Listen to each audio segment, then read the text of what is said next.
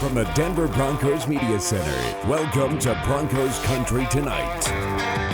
Welcome to Broncos Country Tonight as we preview the Broncos Week 4 matchup against the Las Vegas Raiders. Now, the Raiders being 0-3, I think a lot of people come into this game thinking, well, the Raiders are just not a very good team. That's just really not true.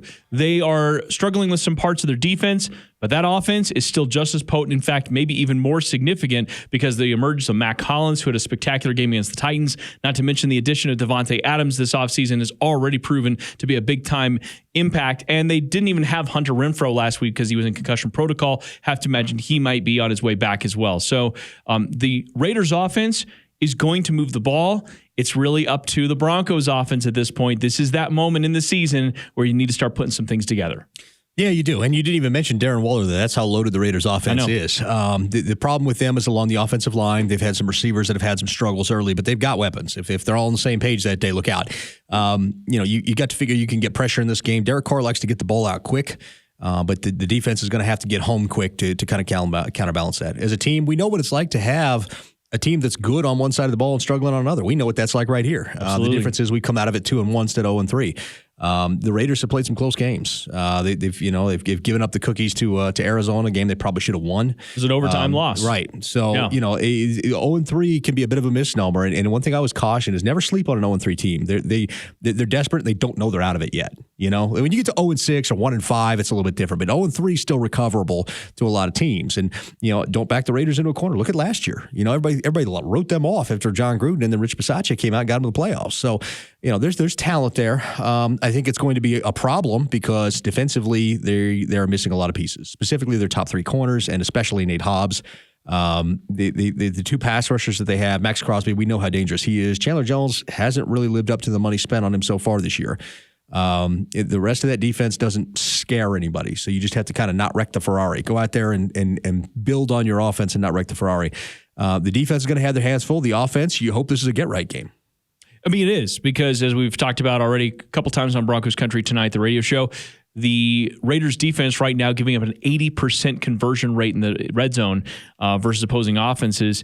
That is 30th in the league. But the Broncos, of course, only scoring 14% of the time. That's 32nd in the league. So this is, as you would explain, a bit of a get-right game. And watching the Tennessee game specifically, look, the Broncos don't have Derrick Henry, but they do have a couple of running backs that do run with a physical style. I think the combination of Melvin Gordon and Javonte Williams, mixing in some of the quick passing game, some of the screen game, which, by the way, they use with Derrick Henry a lot, you're going to really set up and sort of invite that pass rush in to get some of those deeper shots. And Ryan Tannehill, he was a little off on a couple of those throws, especially in the second half, but they were dialing it up in the first half, and they were having big-time completions. Yeah, they were. And like I said, I mean, we don't want to call anything a get-right game, but you kind of hope it will be, for the Broncos. They almost need it. You look at this matchup. The secondary of the Raiders is not good. They're decimated in terms of injury. The real key pieces here are Max Crosby and Chandler Jones. And if you can find ways to neutralize them, i.e. running off tackle at them to wear them out early and then use the screen game and obvious pass situations to get them up and beyond the blocking so that you can get downfield, I think you could be successful. The good news for the Broncos, I think Quinn Meinert's going to be back for this game. And with Graham Glasgow running screens to the right side was kind of difficult because Graham is just not mobile enough to be able to get out to his spot in those blocking. We saw that with, who was it that was out here? DeMar Dotson a couple of years ago at right tackle. They weren't able to run screens to that side because he just wasn't mobile enough to get out there at that point in his career. Love Graham. He's a good blocker, but he's just not mobile enough to get out there. So having Quinn hopefully will make that a possibility. I think that's the way to attack them. It's just run at the ends and then screen them and try to take them out of the game. On the other side of the ball, we know what Derek Carr looks like, and now he's got even more talent around him in the receiving core, and he's spreading the ball over the field. It's going to be like I think we classically know of Derek Carr. He's going to take a lot of high percentage plays against you, and he'll set up some deeper stuff down the field. I mean, they were... Listen, man, it was by the skin of their teeth that they were even in that Titans game. They had to convert a 4th and 15, which was a deep pass to Matt Collins down the right sideline on everybody running go routes. And even, by the way, the 4th and 15 was a result of a delay game that they had at 4th and 10. So it's amazing how Nathaniel Hackett's getting roasted for the delay of games. He's getting roasted for kind of these mismanagement of the game moments. Josh McDaniels had a ton of them over the first 3 games. The difference is Broncos have them in prime time. True. You know, when you have them on Monday and Sunday night, everybody sees it. When you have it in the middle of the afternoon on a Sunday against Arizona and only 10% of the country seeing your game, they had a couple of delayed games. They had some really bad holding penalties when they couldn't possibly afford those, putting themselves in the red zone multiple times where they had to back out an interception in the red zone. So it's one of those things that they had to survive, I think, like at least three or four fourth down conversions on that final drive. And it's just not sustainable football. So it kind of gives you a little bit of an indication of that game could have been further away. The Titans really kind of coasted in the second half after putting up 24 at halftime. But really come back to it with the Raiders. They've lost all three games by one score. Yeah, the percentages of making the playoffs, so on and so forth, aren't really in their favor. But again, you're a team that is desperate. You're at home. This is a division game. This is Josh McDaniels playing the former team. There's all sorts of storylines in this one, just like there were last week against the 49ers. Only this time, the Broncos are going to have to put some things together on the offensive side of the ball. Yeah, you're going to have to score more than 16 points. You can't get away with 11 and 16 points, I don't believe, against the Raiders. I just don't think that that's going to be enough. I think they need to get in that 28-point range, even with this defense, to be able to have that chance. Because if you're scoring 11, 16, stuff like that, you're banking on your defense not making a single mistake. And, that's just not something that's sustainable over the course of the season. There's going to be busted coverages. A guy's going to fall down. There's going to have things like that. You just can't have an offense that's not capable of countering single mistakes. I mean, last week we got lucky when Josie Jewell was out in coverage on Ayuk that play didn't score. And so, I think that if the offense can help pick up some of the slack this week, I think a lot of the fan base would breathe a little easier. You got a reconstructed offensive line with the Raiders. It's not good. And it hasn't quite come together yet. I mean, is that, again, we saw the Chiefs do that, and it came together quickly last year. The Raiders tried to do the same thing. Josh McDaniels came in, traded away a couple of their guys, got rid of some guys. It hasn't come together yet. But again, Derek Carr gets the ball out so unbelievably fast that he's been able to mitigate some of it, but there's going to be some opportunities. That pass rush is going to be able to impact him. Again, it's just sort of a matter of, okay, can you get to him? Can you impact what they're trying to do with their quick game?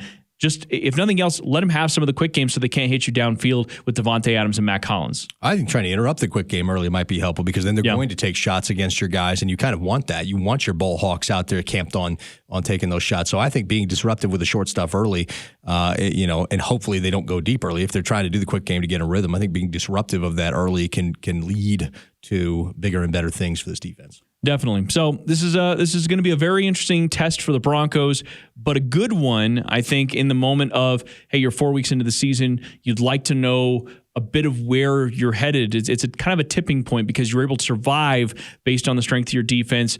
Corliss Waitman, the special teams player of the week for the AFC. You're able to survive on those kinds of things. It needs to become a three-phase thing, though, for the Broncos to win consistently. And we've known that for years. This is a cliche thing I'm saying. We've known it for years. It needs to be that. But this is the week that you have some opportunities on the offense to put it together, and the defense really just can't let up. So it's that combination. I mean, I like their chances in this one. But again, the Raiders always play the Broncos in a way that it's almost personal, right? And then the way that this game is set up, especially with Josh McDaniels on the other side, it feels like it's going to be. Yeah, and it might need to be. We need to see this offense go from the crawl phase to the walk phase this week, especially with a short week with Indy, following right behind it. So I'd like to see 300 and 100. I'd like to see 300 yards passing and over 100 yards rushing between the backs, and I think that gets it done. Well, I mean, as it turns out, they give up over 100 yards rushing per game, 109 as it turns out, and 267 passing yards per game, which is 26th in the league. Again, they haven't got a lot of takeaways. They haven't got a lot of sacks. And once you get down the red zone, most of the time you end up scoring. So, again, the Ryan Tannehill-led Titans, who were embarrassed in prime time against the Buffalo Bills, turned around and they were able to beat them.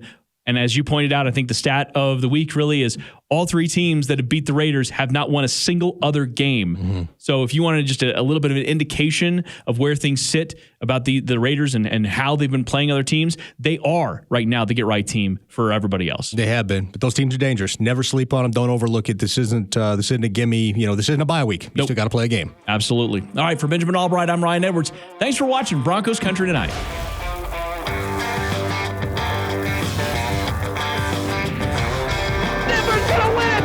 You can stand up and salute in Denver, and you got the world champions that live in your town.